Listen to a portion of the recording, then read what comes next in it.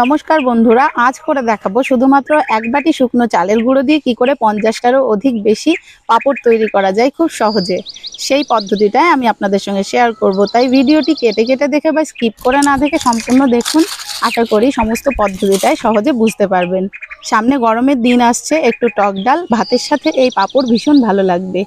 তো কি করে খাস্তা কুরকুরে পাঁপড় আমি ইজিভাবে বাড়িতে তৈরি করব সেই পদ্ধতিটা আপনারা দেখুন, আশা করি ভালো লাগবে। তো চলুন স্টেপ বাই স্টেপ আমি পদ্ধতিটা আপনাদের সঙ্গে শেয়ার করি। আর কি কি লাগছে প্রথমে সেই উপকরণগুলো দেখিয়ে দিই। খুব সামান্য কয়েকটি উপকরণে হয়ে যাবে আজকে আমার এই পাঁপড়ের রেসিপি। এই চালের গুঁড়োর পাঁপড় বা রাইস ফ্লাওয়ারের পাঁপড়ের জন্য বিশেষ কোনো ধরনের উপকরণের প্রয়োজন নেই, শুধুমাত্র ঘরোয়া কিছু উপকরণ দিয়েই হয়ে যাবে। কি কি নিয়েছি আমি বলে দিই।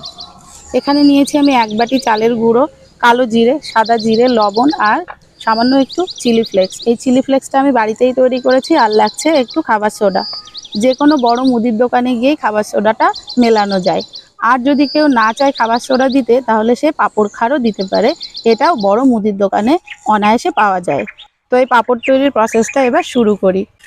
আমি এই বাটিতে এক বাটি চালের গুঁড়ো নিয়েছি। আমি যে বাটিতে এক বাটি চালের গুঁড়ো নেব সেই বাটিতেই 8 থেকে 10 বাটি জল আমি এই চালের গুঁড়োর সঙ্গে কাঁচা অবস্থাতে মেশাবো। গরম না করে আমি আগেই মিশিয়ে নেব এই ঠান্ডা অবস্থাতে। 1 2 3 4 5 6 7 8 9 10। এক বাটি চালের গুঁড়োতে আমি দিয়ে দিলাম 10 বাটি জল। একদম নর্মাল টেম্পারেচারের জল, এটা ঠান্ডাও নয় গরমও নয়। এরকম কাঁচা অবস্থাতেই ভালো করে মিক্স করে নিতে হবে, যাতে একটু গোটা বা লাম্প না থাকে।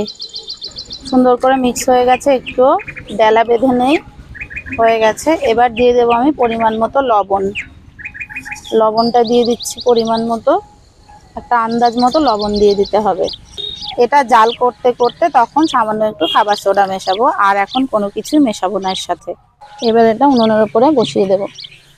এবার এটাকে অনবরত নাড়তে হবে আর এরকম জাল করে নিতে হবে। যেহেতু এই পাঁপড়গুলো রোদ্দুরে শুকাতে হবে, তাই আমি রোদ্দুরে বসে বসেই পাঁপড়ের প্রসেসটা করে নিচ্ছি। আমার এই ওপেন কিচেনে ওপরে শেড নেই, তাই একটু বেশি কষ্ট। এভাবে জাল করে নিচ্ছি। এবার কাছ থেকে দেখিয়ে দিচ্ছি কেমন লাগছে দেখতে। জাল করতে করতে কিন্তু অনেকটা গাঢ় হয়ে গেছে। এখানে আমি সামান্য একটু খাবার সোডা অ্যাড করে দিলাম। দিয়ে দেবো সামান্য একটু চিলি ফ্লেক্স, দিয়ে দেবো কিছুটা জিরে, আর দিয়ে দেবো কালো জিরে। ব্যাস, পাঁপড়ের বেসটা যে হয়ে গেছে এটা বোঝার জন্য একদম সহজ একটা পদ্ধতি আছে। যে চামচ বা স্প্যাটিউলা দিয়ে নাড়া হবে, সেটা উল্টো করে নিয়ে যখন দেখা যাবে যে এর পিঠে মোটামুটি লেগে যাচ্ছে, তখন এটা বুঝতে হবে রেডি হয়ে গেছে রোদ্দুরে শুকানোর জন্য। তো আমি এটা নিয়ে চলে যাব সোজা ছাদের ওপরে, ওখানে গিয়ে দেখাই বাকি প্রসেসটা।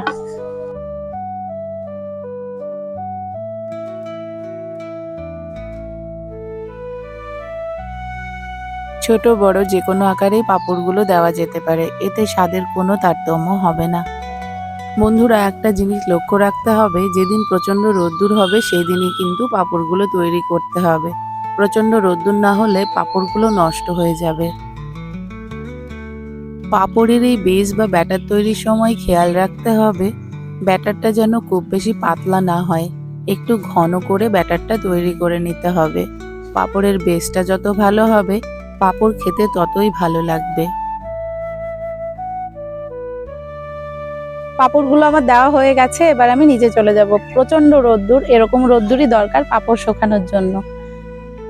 দেখুন পাঁপড়গুলো কত স্বচ্ছ কাচের মতো হয়েছে। এই পাঁপড়গুলো টাটকা রোদ্দুরে শুকিয়ে এয়ারটাইট কন্টেইনারে করে অনেক কিছুদিন স্টোর করে রাখা যায়। যখন মন চায় বা বাচ্চারা বায়না করে, তখন কিন্তু এগুলো তেলে ভেজে খাওয়া যায় বা দেওয়া যায়। এই দেখুন বন্ধুরা, বলেছিলাম না এক বাটি চালের গুঁড়ো দিয়ে 50টার অধিক পাঁপড় করে দেখাবো। এখানে 60টা পাঁপড় হয়েছে আমার। একদম কাচের মতো স্বচ্ছ ট্রান্সপারেন্ট পাঁপড়গুলো দোকানের থেকেও অনেক বেশি গুণমান সম্পন্ন। তো এবার এগুলোকে তেলে ভেজে দেখিয়ে দেবো কতটা খাস্তা কুরকুরে হয়েছে পাঁপড়গুলো।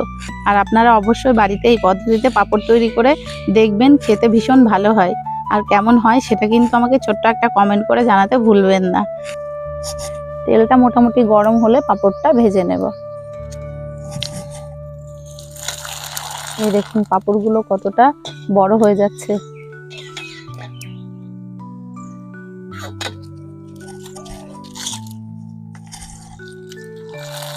একা একাই ফুলে অনেকটা বড় হয়ে যাচ্ছে পাঁপড়গুলো।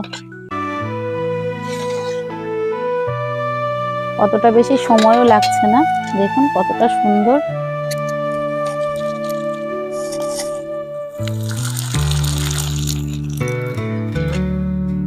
একদম আপনাদের চোখের সামনে ভেজে দেখিয়ে দিচ্ছি কেমন হলো পাঁপড়গুলো। আরো একটা, একদম সময় লাগছে না ভাজতে, কয়েক সেকেন্ড সময় লাগছে।